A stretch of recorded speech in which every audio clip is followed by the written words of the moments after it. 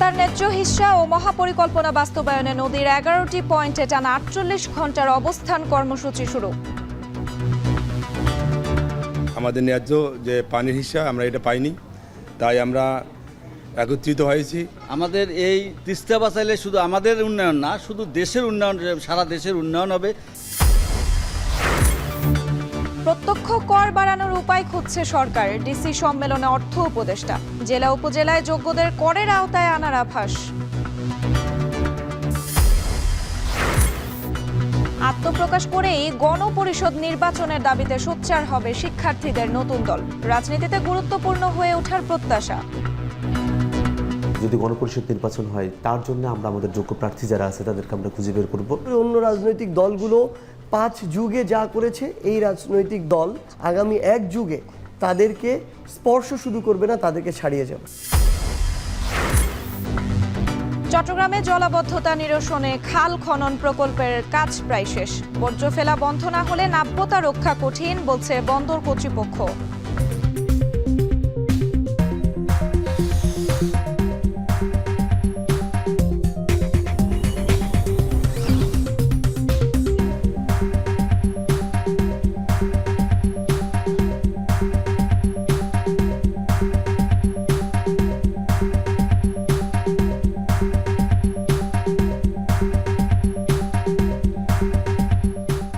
স্বাগত এখন ঢাকায়। পুরো আয়োজন জুড়ে সঙ্গে আছি আমি সুমাইরা চে।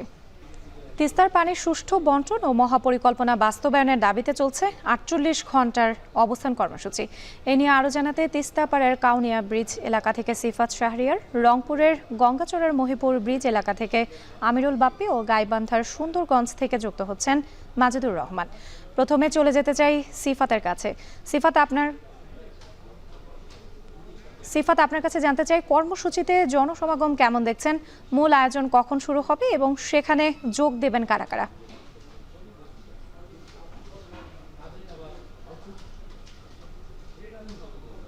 এখানে একেবারে স্কুল শিক্ষার্থী, কৃষক, শ্রমিক, জনতা, রাজনীতিক এবং সেই সাথে সংস্কৃতি মনা মানুষজন এখানে এসে উপস্থিত হয়েছে এবং সময়যত করাচ্ছে, যেহেতু 2টার সময় আনুষ্ঠানিকভাবে এখানে এই মঞ্চ থেকেই আয়োজন শুরু হচ্ছে জাতীয় সঙ্গীতের মধ্য দিয়ে। তারপরেই এখানে আমরা যেটি দেখছি, এর মধ্যে এখানে যে আঞ্চলিক সঙ্গীতগুলো সেগুলো পরিবেশন করা হচ্ছে এবং রংপুর বিভাগের যে 5টি জেলা রয়েছে, সেই 5টি জেলা থেকেই সাধারণ মানুষ এখানে এসে উপস্থিত হচ্ছেন এবং তিস্তার যে ন্যায্য হিস্যার দাবিতে তারা এখানে তাদের যে স্লোগান এবং সেই সাথে তাদের যে দাবি দেওয়া বহুদিনের ছিল সেগুলো তারা এখানে তুলে ধরছেন এবং আমরা যেটি দেখছি, এখানে হাজার হাজার মানুষ, এবং স্কুল শিক্ষার্থীরা, ছোট ছোট স্কুল মাদ্রাসা পড়ুয়া শিক্ষার্থীরা ভেতরে প্রবেশ করছে, অর্থাৎ তিস্তা পাড় যেটি রয়েছে সেখানে এসে প্রবেশ করছেন এবং বিভিন্ন স্কুল সংগঠন, বিএনপি সহ অন্যান্য সমমনা যে রাজনৈতিক দলগুলো রয়েছে, ফ্যাসিবাদ বিরোধী যে রাজনৈতিক দলগুলো রয়েছে, সেগুলো এসে এখানে উপস্থিত হয়েছেন এবং এই যে তিস্তা নদী রক্ষা আন্দোলন, সেটি 17-18 তারিখ আজকে প্রথম দিন, যে লাগাতার যে আন্দোলন, তারা বলছেন এটির মাধ্যমে তারা তিস্তা মহাপরিকল্পনা এবং তিস্তার পানির ন্যায্য হিস্যার তারা আদায় করে নেবেন। এবং এখানকার যারা আয়োজক তাদের সাথে আমরা কথা বলেছি, তারা যেটি বলছেন যে এর মধ্য দিয়ে বৃহত্তর রংপুর অঞ্চলের যে উন্নয়ন সেটি সাধিত হবে এবং এই তিস্তা পাড়ের মানুষের, নানা শ্রেণী পেশার মানুষই বৈষম্যের শিকার, বিশেষ করে এই খরা মৌসুমে যে পানি নিয়ে যে বৈষম্যের শিকার হতে হয় বাংলাদেশকে, সেটি কিন্তু এখানকার যারা রয়েছে, যারা এখানে এসেছেন, ব্যানার নিয়ে এসেছেন, জাতীয় পতাকা হাতে করে এসেছেন, রঙিন পোশাক পরে আলাদা আলাদা জায়গা থেকে যেহেতু এসেছেন, তারা এখানে এসে যুক্ত হয়েছেন এবং তারা যেটি বলছেন, এর মধ্য দিয়ে তিস্তা নদী খনন করা, বাঁধ দেওয়া এবং তিস্তা মহাপরিকল্পনার মাধ্যমে এই অঞ্চলে স্যাটেলাইট শহর এবং অর্থনৈতিক অঞ্চল, পর্যটন শিল্প তারা গড়ে তুলতে সক্ষম হবেন এবং এত বছর যেহেতু প্রায় 1.5, তারা এই তিস্তা নিয়ে সেভাবে বড় ধরনের কোনো কার্যক্রম তারা করতে পারেনি। যদিও বিগত সরকারের পক্ষ থেকে অনেকগুলো আশ্বাস ছিল, কিন্তু সেগুলো সঠিক বাস্তবায়ন কিন্তু দেশবাসী দেখেনি। এবং তার পরবর্তী সময়ে এই যে আজকের যে কর্মসূচি, এই কর্মসূচির মধ্য দিয়ে তারা তিস্তা পাড়ের মানুষ এবং রংপুর বিভাগের যে মানুষ, তারা এই বৈষম্যের বিরুদ্ধে তাদের যেই সোচ্চার অবস্থান তাদের, সেটি কিন্তু জানান দেওয়ার জন্য সব শ্রেণী পেশার মানুষ এখানে এসে উপস্থিত হয়েছেন। এবং কিছুক্ষণের মধ্যে অর্থাৎ 2টায় এখানকার যে আনুষ্ঠানিকতা সেটি শুরু হবে এবং লোকারণ্য হয়ে যাচ্ছে এই তিস্তা পাড়ে। তো এই ছিল আমার কাছে কাউনিয়া ব্রিজ এলাকা থেকে সবশেষ।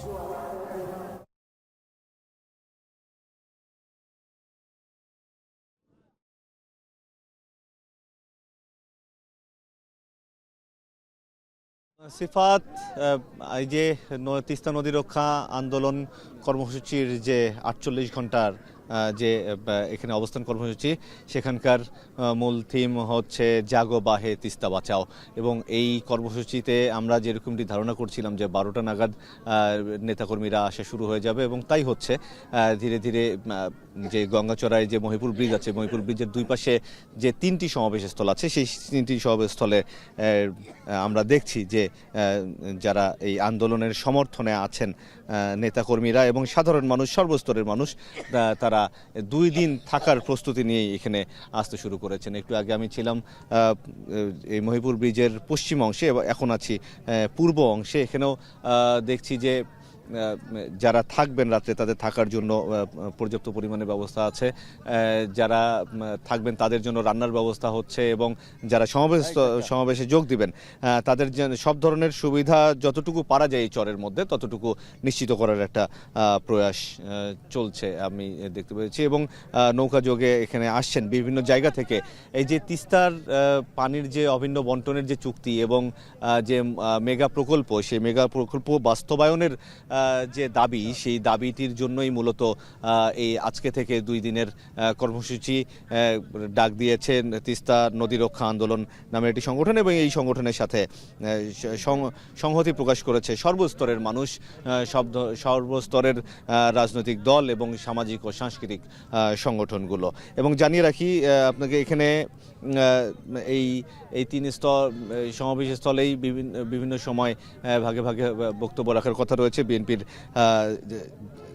জাতীয় স্থায়ী কমিটির সদস্য ইকবাল হাসান মাহমুদ টুকু এবং গণসংহতি আন্দোলনের প্রধান সমন্বয়কারী জোনায়েদ সাকি, এই দুজনের আজকে এখানে এসে বক্তব্য রাখার কথা রয়েছে, এবং আগামীকালকে মেজর হাফিজের আসার কথা রয়েছে। তো এখনও আসছেন, আশা করছি যে 2টার মধ্যে যে মূল অনুষ্ঠান সেটি এখান থেকে শুরু হয়ে যাবে। তো আমরা আরও একটু খবর জেনে আসতে চাই গাইবান্ধায়, সেখানে আছেন সহকর্মী মাজিদুর রহমান। সেখানকার সর্বশেষ প্রস্তুতির কি অবস্থা এবং জনসমাগমের সবশেষ অবস্থা জানতে চাই। মাজেদ। হ্যাঁ, ধন্যবাদ বাপ্পি, যে আপনি রংপুর থেকে জানাচ্ছিলেন বিস্তারিত। আসলে যে তিস্তা রক্ষার যে আন্দোলন, সে আন্দোলনের উদ্যোগেই কিন্তু আজকে যে অবস্থান কর্মসূচি, সেই কর্মসূচিটা কিন্তু কিছুক্ষণের মধ্যেই শুরু হবে। ইতিমধ্যে কিন্তু মানুষজন আসতে শুরু করেছে এবং তারা কিন্তু আসছে। আপনারা দেখতে পাচ্ছেন আমার পিছনে যে প্যান্ডেল রয়েছে, তার পাশে তিস্তা নদী এবং তিস্তা নদীর ওই পারে কিন্তু কুড়িগ্রাম। তো এইভাবে কিন্তু এখানে যে আজকে যে এখানে স্টেজ, সেই স্টেজে কিন্তু এখানে কিছুক্ষণ আগেও কিন্তু তারা কর্মসূচিটা ঘোষণা করেছে। মাঝে মাঝে তারা বিক্ষোভ মিছিল করছেন, তারপরে জাগো বাহে তিস্তা পাড়ে মানুষ, এরকম স্লোগান দিয়ে কিন্তু তারা সবাইকে একত্রিত করছেন। আর ইতিমধ্যে কিন্তু দূর দূরান্ত থেকে মানুষ কিন্তু এখানে আসতে শুরু করেছে এবং তারা আসছেন এবং তারা যে বলছেন যে এখানে আন্দোলন শেষ পর্যন্ত তিস্তার ন্যায্য পানি বন্টন, মেগা প্রকল্প বাস্তবায়ন, এসব দাবি বাস্তবায়ন না হওয়া পর্যন্ত তাদের কিন্তু আন্দোলন চলবে। আজকেও যে আন্দোলন, সে আন্দোলন 48 ঘন্টা আন্দোলন, সে আন্দোলনটা তারা চালিয়ে যাবেন এবং দীর্ঘ দিনও যদি আন্দোলন চালাতে হয় সেটিও কিন্তু তারা চালাতে রাজি আছেন। আর এখানে আপনারা জানেন যে দীর্ঘদিন ধরে যে তিস্তা পানি বন্টন নিয়ে কিন্তু ভারতের সাথে দর কষাকষি হচ্ছিল এবং শেষ পর্যন্ত তাদের কেন্দ্রীয় সরকার, দিল্লির কেন্দ্রীয় সরকার কিছুটা রাজি হলো, নমনীয় হলো, কিন্তু পশ্চিমবঙ্গ সরকার কিন্তু এতে রাজি হন নাই। ফলে এখানে ভেস্তে গেছে, বারবারই ভেস্তে গেছে। বর্তমানে যে তিস্তার পানি, সে পানি প্রায় 1 হাঁটু পরিমাণ পানি। এই পানিতে কিন্তু এই এলাকা মানুষে, বিশেষ করে 5 জেলার মানুষে কিন্তু এটাকে, তিস্তাকে একটি দুঃখ বলা যায়। কারণ যখন খরার সময় তারা পানি পান না, আবার যখন বর্ষার সময় 2 কূল প্লাবিত হয়ে কিন্তু অনেক ফসলের ক্ষতি হয়ে যায়, এখানে যে মানুষের বাড়িঘর আছে সেই বাড়িঘরগুলো ভেঙে যায়। এইভাবে কিন্তু দীর্ঘদিন ধরে একটা ক্ষতির সম্মুখীন হয়ে আসছিল এই তিস্তা পাড়ের মানুষগুলো। তখন থেকে কিন্তু তারা আন্দোলনে ডাক দিয়েছিলেন এবং বারবার তারা বলছিলেন, সরকারের কাছে দাবি করছিলেন, বিভিন্নভাবে তারা এই দাবি দাওয়াগুলো উপস্থাপন করছিলেন। কিন্তু সেই দাবি দাওয়াগুলো এখন পর্যন্ত তেমন কিছুই হয়নি, বরঞ্চ এখন দিনের পর দিন নতুন নতুন চর যাচ্ছে, সেই চরগুলোতে কিন্তু আবাদও হচ্ছে না। এখানে শুধু বালু আর বালু, এইভাবে কিন্তু এই চরগুলো জেগে উঠছে। এতে করে মানুষের দুঃখ কষ্ট কিন্তু আরও বাড়ছে। এখানকার মানুষ যেটি চান সেটি হলো তাদের যে পানির ন্যায্য হিস্সা, সেই হিস্সাটা তারা চান। এবং এখানে যে মেগা প্রকল্প, বিশেষ করে 2 পার বাঁধা সহ যে কর্মসূচিগুলো রয়েছে, সেই কর্মসূচিগুলো সঠিকভাবে যেন হয়, সেই জন্য কিন্তু সেই আন্দোলনটা তারা চালিয়ে যেতে চান। এবং তারা দীর্ঘ সময় আন্দোলন হলে চালাবেন এবং তারা জাগে উঠতে চান, নতুন করে রংপুরবাসী জেগে উঠতে চান। বিশেষ করে এই তিস্তাকে কেন্দ্র করে তারা এক হতে চান এবং এক হয়েছেন। এবং আজকে যে সম্মেলন, তাতে বোঝা যাবে যে তারা কতটা একাট্টা। এখানে কিন্তু এখানে কিন্তু গান রয়েছে, এখানে বিভিন্ন কর্মসূচি রয়েছে, মশাল মিছিল রয়েছে, সবগুলো কিন্তু তারা করবেন এবং আগামীকাল সন্ধ্যা পর্যন্ত এই কর্মসূচি চলবে। তো এই ছিল রাত্রি আমার কাছে এই বগুড়া গাইবান্ধার যে সুন্দরগঞ্জে হরিপুর চর, এর থেকে সর্বশেষ। তিস্তার পানি সুষ্ঠু বন্টন ও মহাপরিকল্পনা বাস্তবায়নের দাবিতে চলছে 48 ঘন্টার অবস্থান কর্মসূচি। এ নিয়ে বিস্তারিত জানাতে যুক্ত ছিলেন সহকর্মীরা। রাজস্ব আদায় বাড়াতে রাজধানীর বাইরে জেলা ও উপজেলায় চিকিৎসক, পল্লী ব্যবসায়ী সহ কর জালের বাইরে থাকাদের করের আওতায় আনার ব্যাপারে সরকার চিন্তা করছে বলে জানিয়েছেন অর্থ উপদেষ্টা ডক্টর সালেহ উদ্দিন আহমেদ। সকালে রাজধানীর ওসমানী স্মৃতি মিলনায়তনে ডিসি সম্মেলনে যোগ দিয়ে তিনি এই কথা বলেন। অর্থ উপদেষ্টা বলেন, প্রত্যক্ষ কর বাড়ানোর উপায় খুঁজছে সরকার। গ্রাম ও থানায় অনেক ব্যবসায়ী আছেন যারা ভালো আয় করেন কিন্তু কর দেন না, তাদের কর জালের মধ্যে আনার পরামর্শ দিয়েছেন ডিসিরা। এছাড়া এসএমই ঋণ সহজ করার পরামর্শের পাশাপাশি দুর্গম অঞ্চলে যাতায়াত করতে সরকারি কর্মচারীদের আলাদা ভাতা দেওয়ার আবেদন জানিয়েছেন ডিসিরা। একই অনুষ্ঠানে খাদ্য উপদেষ্টা আলী ইমাম মজুমদার বলেন, রমজানের স্বল্প মূল্যে খাদ্যশস্য সরবরাহ ও বিতরণ ব্যবস্থা সুশৃঙ্খলভাবে পরিচালনা করতে ডিসিদের নির্দেশ দেওয়া হয়েছে। আগামী মার্চ ও এপ্রিলে প্রায় 7 লাখ টন খাদ্যশস্য বিতরণ করা হবে। এর মধ্যে খাদ্য বান্ধব কর্মসূচিতে 1.5 লাখ টন করে 2 মাসে 3 লাখ টন চাল পাবে 50 লাখ পরিবার। যে কোনো থানা হেডকোয়ার্টার বড় বড় দোকানগুলি আছে, সেইগুলো কিন্তু তারা এখন একটু ট্যাক্স নেট, কারণ আমার ট্যাক্স নেট না বাড়ালে কিন্তু আমি এমনি তো আপনারা বোধহয় ভ্যাট কমান, তারপর ট্যাক্স কমান, এইগুলোতে আমরা চেষ্টা করছি ওটাকে সহনীয় পর্যায়ে রেখে যাতে নেটটা বাড়ানো হয়, রেটটা না বাড়িয়ে যাতে আমরা নেটটা বাড়াই, এটা আমরা দেখি এই বাজেট আমরা চেষ্টা করি। রোজার মাসে খাদ্য মন্ত্রণালয়ের মাধ্যমে বিশাল পরিমাণ খাদ্যশস্য অত্যন্ত সুলভ মূল্যে এবং ক্ষেত্র বিশেষে কিছু আবার বিনামূল্যে যাচ্ছে। প্রথমত আপনি ধরেন এই মার্চ মাস, এপ্রিল মাস, 2 মাস 1.5 লাখ করে 3 লাখ মেট্রিক টন চাল যাবে খাদ্য বান্ধব কর্মসূচিতে। এটা পাবে 15 টাকা কেজিতে পাবে প্রতি পরিবার। রোহিঙ্গারা যেন নতুন করে এনআইডি কার্ড না পায় সে বিষয়ে সতর্ক থাকতে নির্দেশনা দিয়েছেন স্বরাষ্ট্র উপদেষ্টা জাহাঙ্গীর আলম চৌধুরী। সকালে বাংলাদেশ কোস্ট গার্ডের 30তম প্রতিষ্ঠা বার্ষিকী উদযাপন ও পদক প্রদান অনুষ্ঠান শেষে তিনি এসব কথা বলেন। এছাড়া পাসপোর্ট করতে হলে এনআইডি কার্ড লাগবে, তাই পুলিশ ভেরিফিকেশন না থাকলেও কোনো সমস্যা হবে না বলেও জানান স্বরাষ্ট্র উপদেষ্টা। পুলিশ ভেরিফিকেশনটা উঠে দেওয়া এটা কিন্তু আমাদের অনেক দিনের চিন্তা ভাবনা, এটা কিন্তু জনগণের একটা ভোগান্তি থেকে কিন্তু রক্ষা করা হয়েছে। এখন রোহিঙ্গারা যদি, যেহেতু পুলিশ ভেরিফিকেশন দরকার হবে না এই পাসপোর্ট পাওয়ার জন্য যাদের ন্যাশনাল আইডি আছে, এখন তার ন্যাশনাল আইডি সময়েই যেন রোহিঙ্গারা ন্যাশনাল আইডি না পায়, এই জন্য ব্যবস্থা নেওয়া হবে। যারা পেয়েছে তাদের ক্ষেত্রে আবার রিভিজিট করা হবে যদি এরকম কেউ পেয়ে থাকে, বা আছে কিনা এটা সংখ্যা তো আমরা জানি না। রাজনীতিতে আত্মপ্রকাশ করে জাতীয় নির্বাচন নয়, গণপরিষদ নির্বাচনের দাবিতে সোচ্চার হবে ছাত্রদের নেতৃত্বে গঠিত নতুন দল। তারুণ্য নির্ভর এই দল আগের সব মতাদর্শিক বিভাজনের ইতি টেনে নতুন রাজনৈতিক বন্দোবস্ত করবে। দলটির তরুণ নেতারা বলছেন, শীর্ষ নেতৃত্ব নির্বাচনে বিতর্ক উঠলেও এটি গণতান্ত্রিক চর্চা হিসেবেই দেখছেন তারা।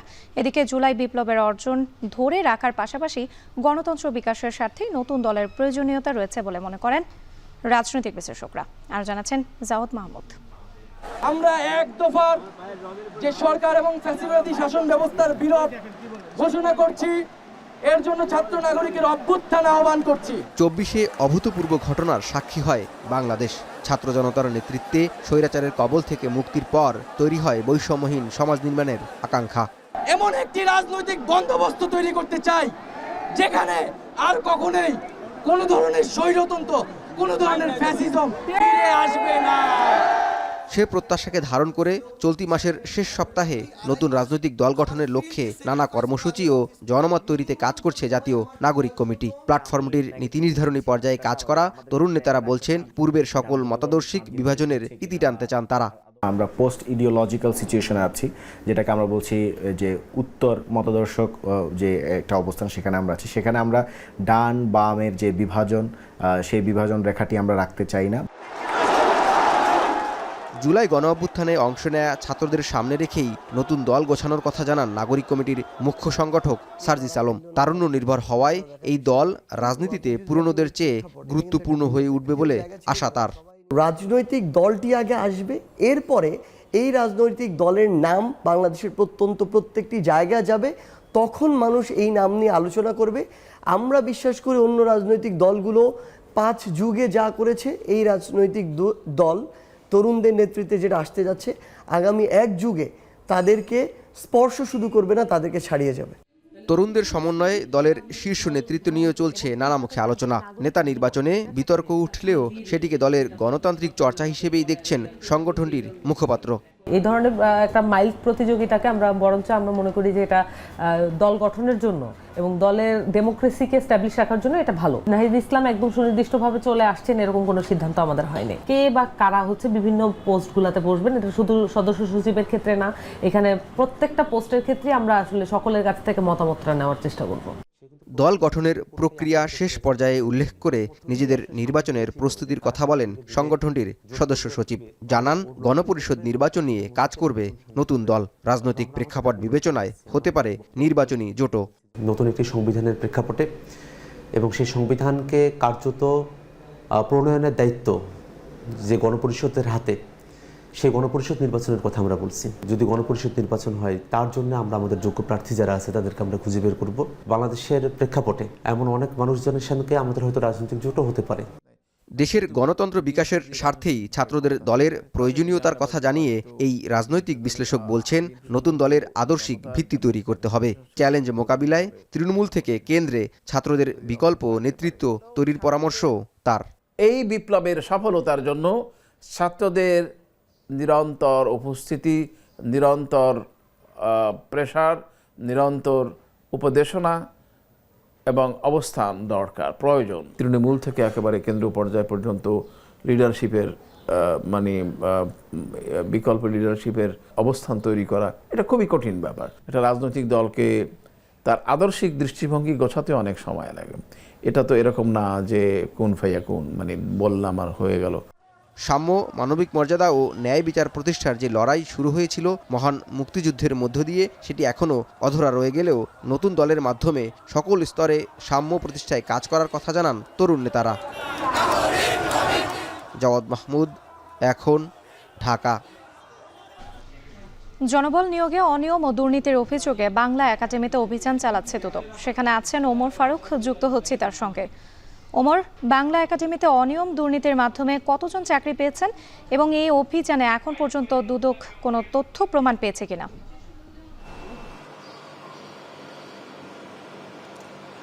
রাত্রে আমরা কিছুক্ষণ পূর্বেই দুদকের যে এনফোর্সমেন্ট টিম রয়েছে, অর্থাৎ আসিফ আল মাহমুদের, দুদকের সহকারী পরিচালক আসিফ আল মাহমুদের নেতৃত্বে একটি টিম বাংলা একাডেমিতে আসেন এবং আমরা তাদের সূত্রমতে যেমনটি জেনেছি 2022 সালের 20 ডিসেম্বর একটি নিয়োগ দেওয়া হয় বাংলা একাডেমির পক্ষ থেকে, যেখানে 180 জনকে নিয়োগ দেওয়ার কথা থাকলেও সেখানে কিন্তু 175 জনকে নিয়োগ দেওয়া হয়। এবং এই নিয়োগে আমরা যেমনটি জেনেছি এখানে ব্যাপকভাবে আর্থিক লেনদেন, স্বজনপ্রীতি এবং মৌখিক পরীক্ষায় উত্তীর্ণদেরকেও কিন্তু আসলে নিয়োগ বঞ্চিত করা হয়। এছাড়াও কিন্তু আসলে যারা যেই পদে আবেদন করেছেন সেই পদে নিয়োগ না পেয়েও কিন্তু অন্য পদে নিয়োগ পেয়েছে, এই ধরনের অভিযোগে কিন্তু আসলে দুদক আজকে এখানে অভিযান পরিচালনা করছেন। এখানে বাংলা একাডেমির সংশ্লিষ্ট কর্মকর্তা যারা আছেন তাদের সাথে কিন্তু এই মুহূর্তে দুদকের একটি মিটিং চলছে। সেখানে কিন্তু তারা আসলে যেই অভিযোগে এখানে অভিযান পরিচালনা করছেন সেটি কিন্তু তারা যাচাই বাছাই করছেন।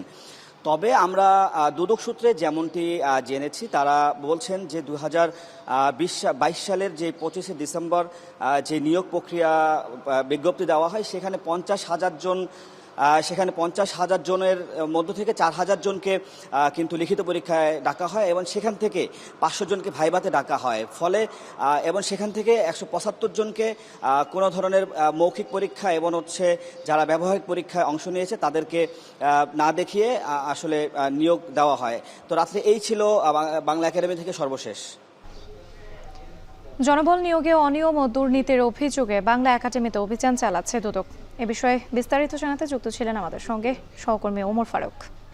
জেলা প্রশাসক সম্মেলনে যোগদান শেষে কথা বলছেন মুক্তিযুদ্ধ ও দুর্যোগ বিষয়ক উপদেষ্টা ফারুকী আজম। আমরা সরাসরি যুক্ত হচ্ছি সেখানে।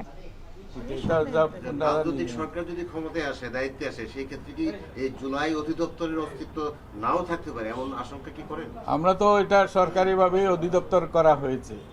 এর পরবর্তী সিদ্ধান্ত যারা আসবেন পরবর্তী নির্বাচিত হয়ে তারাও তো জুলাই অভ্যুত্থানের চেতনা নিয়েই আসবেন। আমরা আশা করছি যে এইটা তারাও রক্ষা করবেন, কারণ এরাও তো দেশ এবং জাতিকে এই মুক্তির জন্য, আমাদের বৈষম্য থেকে মুক্তির জন্য উৎসর্গ করেছে, তাদের ত্যাগ স্বীকার করেছে।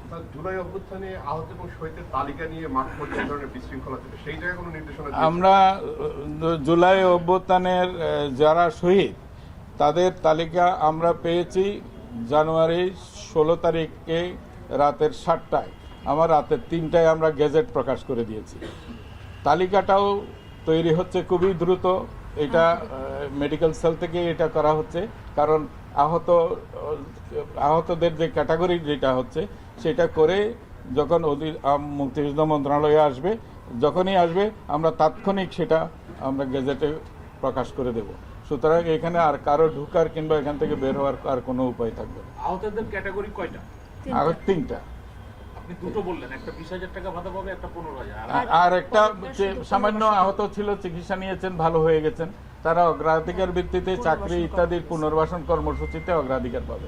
তারা কোনো ভাতা পাবে না, তারা কোনো ভাতা পাবে না, যেহেতু তারা পুনর্বাসিত হবে। আহতদের যে ক্রাইটেরিয়াগুলো বলা হচ্ছে, 3টে ক্যাটাগরির কথা বলছেন, এটাতে তো এক ধরনের জটিলতা তৈরি হবে, কারণ তাদেরকে আসলে নির্বাচিত করা হবে।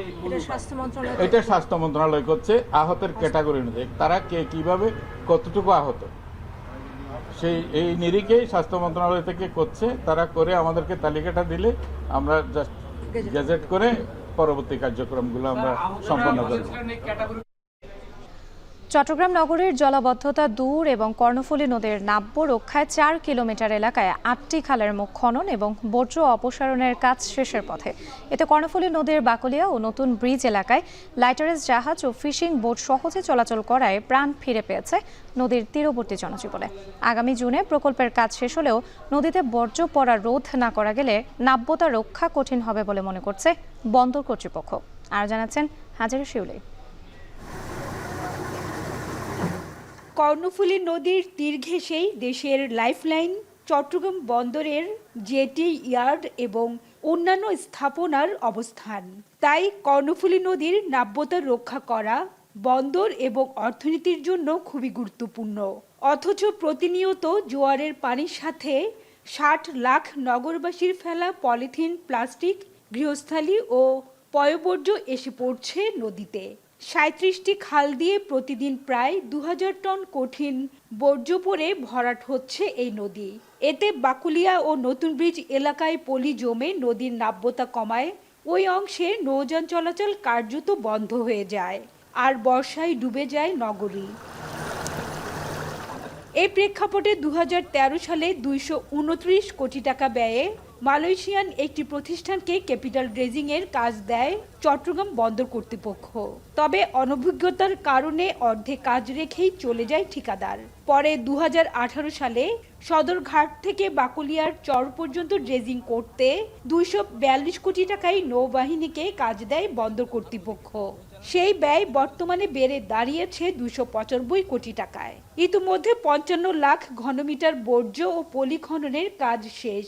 তবে 8টি খালের মুখে পলিথিন, প্লাস্টিক সহ 7 মিটারের বর্জ্যের স্তর খনন করতে গিয়ে কঠিন চ্যালেঞ্জের মুখে পড়তে হয়। আমাদের এই প্রকল্পের অংশ হিসেবে যে তাদের যে বিভিন্ন জাহাজের যে চলাচল সেই চলাচলটা নিশ্চিত করছি, সেই সাথে সাথে যে বিভিন্ন প্লাস্টিক বর্জ্য এবং অন্য বর্জ্য যেগুলো আসছে সেই বর্জ্যগুলো সরানোর মাধ্যমেও আমরা আমাদের যে চট্টগ্রাম শহরের জলাবদ্ধতা নিরসনকল্পে সহায়ক ভূমিকা পালন করছি। কর্ণফুলী নদীতে খননের কারণে বর্তমানে লাইটের জাহাজ, নোঙ্গর ও ফিশিং বোট নির্বিঘ্নে চলাচল করতে পারায় খুশি ব্যবসায়ী ও জেলেরা। কাদামাটি ছিল একদম ওই মধ্যের খাম্বা থেকে, জাহাজটা চলাফেরা এদিকে করতে পারতো না। এখন মাটি কাটার পরে এখন জাহাজটা হ্যাঙ্কার দিতে পারতেছে বা নৌজন ভালো হচ্ছে। বেশিরভাগ পলিথিন ছিল, পলিথিনে ভর্তি ছিল, এখন ড্রেজিং করার পর অনেক সফলতা আসছে। তবে নদীতে বর্জ্য পড়া রোধে কার্যকর ব্যবস্থা না নিলে সারা বছরই নিয়মিত ড্রেজিং করতে হবে। এক্ষেত্রে জোয়ারের পানি নগরীতে প্রবেশ ঠেকাতে সিডিএ বিভিন্ন খালের মুখে স্লুইস গেট নির্মাণ করলেও সেগুলো যথেষ্ট প্রশস্ত নয় বলে অভিযোগ বন্দর কর্তৃপক্ষের। ড্রেজিংয়ের মাধ্যমে আমার পানির ফ্লোটা ঠিক রেখেছি। এটা শহরের ভিতরের অংশে যদি সিল ট্র্যাপের ব্যবস্থা করা হয় তাহলে শহরে যেটা ওপেন, যেটা বর্জ্য প্লাস্টিক, পলিথিন এবং মানুষের ব্যবহৃত বর্জ্যসমূহ সরাসরি যদি নদীতে না আসে তাহলে নদীর এই যে সিলট্রেশনের হার অনেক কমে যাবে। সেক্ষেত্রে আমাদের ড্রেজিংয়ের খরচও অনেক কমে আসবে। আগামী জুনের মধ্যে ড্রেজিংয়ের মাধ্যমে আরও 7 লাখ ঘনমিটার মাটি তোলা হবে নদী থেকে। তবে নদীতে বর্জ্যের প্রবেশ আটকাতে গার্বেজ ট্র্যাপ নির্মাণের আহ্বান চট্টগ্রাম বন্দরের। হাজার শিউলি, এখন চট্টগ্রাম। এবার দেশের বাইরের প্রসঙ্গ। ভিসার মেয়াদ শেষ এমন বিদেশিদের ধরতে আবারও কঠোর অবস্থানে মালয়েশিয়ার অভিবাসন বিভাগ। অভিবাসে অধ্যুষিত বিভিন্ন এলাকায় প্রতিদিনই চলছে তল্লাশি অভিযান। অন্যান্য দেশের পাশাপাশি আটক হচ্ছেন অনেক বাংলাদেশিও। এতে নানা কারণে অবৈধ হওয়া প্রবাসীদের দিন কাটছে উদ্বেগ উৎকণ্ঠায়। বৈধতার সুযোগ পেতে ঢাকা, কুয়ালালামপুরের কূটনৈতিক তৎপরতার আহ্বান তাদের। মালয়েশিয়া থেকে শাহরিয়ার তারিকের প্রতিবেদন। মালয়েশিয়ায় থাকা অবৈধ অভিবাসীদের নিজ দেশে ফিরতে প্রত্যাবাসন কর্মসূচির মেয়াদ শেষ হয় গত বছরের ডিসেম্বরে। তবে ওই সময়ের মধ্যে যারা অনলাইনে নাম নিবন্ধন করেছেন এবং কোনো কারণবশত ইমিগ্রেশন এনফোর্সমেন্ট বিভাগে উপস্থিত হতে পারেননি, এমন অভিবাসীদের প্রত্যাবাসনে সম্প্রতি 21 মার্চ পর্যন্ত সুযোগ দেওয়ার ঘোষণা দেয় মালয়েশিয়া সরকার। এই সুযোগ দিলেও সার্বিকভাবে অবৈধ অভিবাসী আটকে তল্লাশি অভিযান জোরদার করেছে মালয়েশিয়া। দেশটির অভিবাসন বিভাগের নেতৃত্বে প্রায় প্রতিদিনই চলছে যৌথ বাহিনীর অভিযান। অভিবাসী অধ্যুষিত বিভিন্ন হটস্পটে চালানো হচ্ছে জটিকা তল্লাশি। ধরে নিয়ে যাওয়া হচ্ছে অবৈধভাবে বসবাস করা অভিবাসীদের। এ তালিকায় আছেন অনেক বাংলাদেশিও। আমাদের কাগজপাতি থাকা অবস্থায়ও আমাদের কাজ কাম নাই। এখন তো আমাদের নিজের ইচ্ছামতভাবে অবৈধ হয়ে যেতে হবে। কিসের জন্য? আজ 9 মাস বসে আছি, আমাদের কাছে এখন টাকা নাই।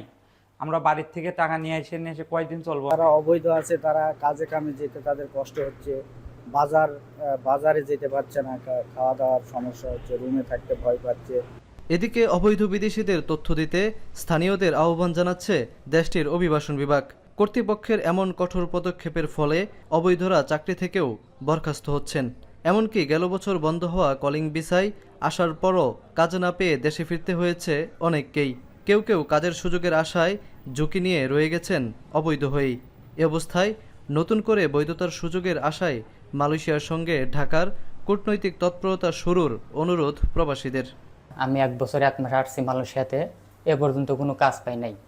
কাজ নাই তো আমি দেশ থেকে টাকা এনে ভিসা লাগাইছি, এরকম অনেকেই আছে। আমাদের সরকার যদি এই দেশের সরকারের সাথে কোনো যোগাযোগ করতো বা যে কোনো একটা সিদ্ধান্ত নিত তো আমার জন্য ভালো হতো। কেবল অবৈধরাই নয়, ভিসা শর্ত লঙ্ঘনকারীদেরও আনা হচ্ছে আইনের আওতায়। অপরাধ ভেদে সাজার মুখোমুখি করা হচ্ছে কর্মী ও নিয়োগকর্তাকেও। বিভিন্ন সময় আটক হয়ে কারাভোগের পর সম্প্রতি 23 বাংলাদেশিকে ফেরত পাঠিয়েছে মালয়েশিয়া। দেশে ফেরত যাওয়ার এমন ঝুঁকি থেকে মুক্তি পেতে অন্তর্বর্তী সরকারকে দ্রুত উদ্যোগ নেওয়ার আহ্বান প্রবাসীদের। এতে রেমিটেন্স প্রবাহে গতি কমার ঝুঁকি কমবে বলেও মত তাদের। শাহরিয়ার তারেক, এখন মালয়েশিয়া। যুদ্ধবিরতি চুক্তি লঙ্ঘন করে গাজার দক্ষিণাঞ্চলে ড্রোন হামলা চালিয়েছে ইসরায়েলি বাহিনী। 3 পুলিশ সদস্যকে হত্যা করেছে বলে অভিযোগ হামাসের। এতে দ্বিতীয় পর্যায়ের যুদ্ধবিরতির আলোচনা নিয়ে শঙ্কার পাল্লা ভারী হচ্ছে। এমনকি জেরুজালেম সফররত মার্কিন পররাষ্ট্রমন্ত্রী মার্কো রুবিওর সঙ্গে ইসরায়েলের প্রধানমন্ত্রী বেনিয়ামিন নেতানিয়াহুর যৌথ সংবাদ সম্মেলনে গাজা ও ইরান বিরোধী নানা মন্তব্যে মধ্যপ্রাচ্যে নতুন করে বিরাজ করছে উত্তেজনা। তৌহিদুর রহমান জানাচ্ছেন বাকিটা। গাজার দক্ষিণাঞ্চলীয় শহর রাফায় রোববার ড্রোন হামলা চালিয়েছে ইসরায়েলি বাহিনী। এতে বেশ কয়েকজন হতাহতের ঘটনায় ইসরায়েলের বিরুদ্ধে যুদ্ধবিরতি লঙ্ঘনের জোরালো অভিযোগ হামাসের। এই অবস্থায় যুদ্ধবিরতির মধ্যে নতুন করে তুঙ্গে হামাস ইসরায়েল উত্তেজনা। এতে ইসরায়েল হামাসের মধ্যে দ্বিতীয় পর্যায়ের যুদ্ধবিরতি আলোচনা নিয়ে শঙ্কা বাড়ছে। জেরুজালেমে সফররত মার্কিন পররাষ্ট্রমন্ত্রী মার্কো রুবিও ও ইসরায়েলের প্রধানমন্ত্রী বেনিয়ামিন নেতানিয়াহুর যৌথ সংবাদ সম্মেলন সেই শঙ্কা আরও উস্কে দিল। মার্কিন পররাষ্ট্রমন্ত্রী যুদ্ধবিরতি চুক্তি নিয়ে সন্দেহের কথা তুলে ধরেন। নেতানিয়াহুর সঙ্গে সুর মিলিয়ে হামাসকে নির্মূল করতে হবে বলে বিস্ফোরক মন্তব্য করেন Marco Rubio.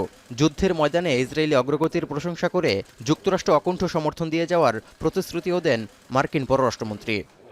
Nation that's always sought peace, but will not allow itself to be intimidated or destroyed by its enemies. And on that front, you can always count on us, as long as I'm in this position and President Trump is in the White House. পক্ষান্তরে গাজা নিয়ে ট্রাম্পের সাহসী দৃষ্টিভঙ্গির প্রশংসা করে অবরুদ্ধ ভূখণ্ডের ফিলিস্তিনিদের পুনর্বাসনে মার্কিন প্রেসিডেন্টের পরিকল্পনার প্রতি সমর্থন পুনর্ব্যক্ত করেন নেতানিয়াহু। একই সময় হামাস যদি সব ইসরায়েলি জিম্মিকে মুক্তি না দেয় তাহলে গাজায় নরকের দরজা খুলে দেওয়ার হুমকি পুনর্ব্যক্ত করেন ইসরায়েলের প্রধানমন্ত্রী। এছাড়া কিছুতেই সিরিয়াকে ইসরায়েলের বিরুদ্ধে আক্রমণের জন্য মঞ্চ হিসেবে ব্যবহার করতে দেয়া হবে না বলেও হুঁশিয়ারি দেন তিনি। We will bring all our hostages home and we will ensure that Gaza never again poses a threat to Israel. The unequivocal support of the United States on Gaza will help us achieve these objectives faster and set us on a path for a different future. এদিকে মধ্যপ্রাচ্যে সব অশান্তির পেছনে ইরানের হাত আছে বলেও মন্তব্য করেন মার্কিন পররাষ্ট্রমন্ত্রী। তাই মধ্যপ্রাচ্য জুড়ে ইরানের ছত্রছায়ায় গড়ে ওঠা বিভিন্ন সশস্ত্র শক্তিকে মোকাবিলার ঘোষণাও দেন তিনি। এছাড়া ইরানকে কখনোই পরমাণু শক্তিধর দেশ হতে দেয়া হবে না বলেও মন্তব্য করেন Marco Rubio. The common theme in all of these challenges is Iran. And there can never be a nuclear Iran. A nuclear Iran that could then hold itself immune from pressure and from action. That can never happen. The president's been clear about that as well. গেল 16 মাসে তেহরানের বিরুদ্ধে শক্তিশালী আঘাত হানার দাবি করে Netanyahu বলেন, যুক্তরাষ্ট্রের সমর্থনেই ইরানের বিরুদ্ধে তার দেশ শেষ আঘাত হানবে। Israel and America stand shoulder to shoulder in countering the threat of Iran. We agree that the Ayatollahs must not have nuclear weapons. And we also agree that Iran's aggression in the region has to be rolled back. এদিকে যুক্তরাষ্ট্রের মধ্যস্থতায় যুদ্ধবিরতি শর্ত হিসেবে 18 ফেব্রুয়ারির মধ্যে Israeli বাহিনীকে Lebanon থেকে সরে যাওয়ার বিষয়ে সতর্ক করল ইরান সমর্থিত লেবাননের সশস্ত্র গোষ্ঠী হিজবুল্লাহ। অন্যদিকে গাজায় যুদ্ধবিরতি চুক্তির বিষয়ে আলোচনা করতে সোমবার মিশরে যাওয়ার কথা রয়েছে ইসরায়েলি আলোচকদের। তৌহিদুর রহমান, এখন বিশ্ব। তিস্তা রক্ষায় 5 জেলায় টানা 48 ঘন্টার কর্মসূচি। ন্যায্য হিস্সা ও মহাপরিকল্পনা বাস্তবায়নে নদীর 11টি পয়েন্টে সমাবেশ। আমাদের ন্যায্য যে পানির হিস্সা আমরা এটা পাইনি, তাই আমরা একত্রিত হয়েছি। আমাদের এই তিস্তা বাঁচাইলে শুধু আমাদের উন্নয়ন না, শুধু দেশের উন্নয়ন, সারা দেশের উন্নয়ন হবে। প্রত্যক্ষ কর বাড়ানোর উপায় খুঁজছে সরকারের। ডিসি সম্মেলনে অর্থ উপদেষ্টা। জেলা উপজেলায় যোগ্যদের করের আওতায় আনার আভাস। আত্মপ্রকাশ করেই গণপরিষদ নির্বাচনের দাবিতে সোচ্চার হবে শিক্ষার্থীদের নতুন দল। রাজনীতিতে গুরুত্বপূর্ণ হয়ে ওঠার প্রত্যাশা। যদি গণপরিষদ নির্বাচন হয় তার জন্য আমরা আমাদের যোগ্য প্রার্থী যারা আছে তাদেরকে আমরা খুঁজে বের করব। অন্য রাজনৈতিক দলগুলো 5 যুগে যা করেছে এই রাজনৈতিক দল আগামী 1 যুগে তাদেরকে স্পর্শ শুধু করবে না, তাদেরকে ছাড়িয়ে যাবে। চট্টগ্রামে জলাবদ্ধতা নিরসনে খাল খনন প্রকল্পের কাজ প্রায় শেষ। বর্জ্য ফেলা বন্ধ না হলে নাব্যতা রক্ষা কঠিন, বলছে বন্দর কর্তৃপক্ষ। এ ছিল এখন ঢাকার আয়োজনে। এখন টেলিভিশন ওয়েবসাইটে দেখতে ভিজিট করুন www.ekon.tv। এছাড়া ফেসবুকে দেখতে ভিজিট করুন facebook.com/tv.ekon এবং ইউটিউবে এখন টেলিভিশন দেখতে ভিজিট করুন youtube.com/c/ekontv।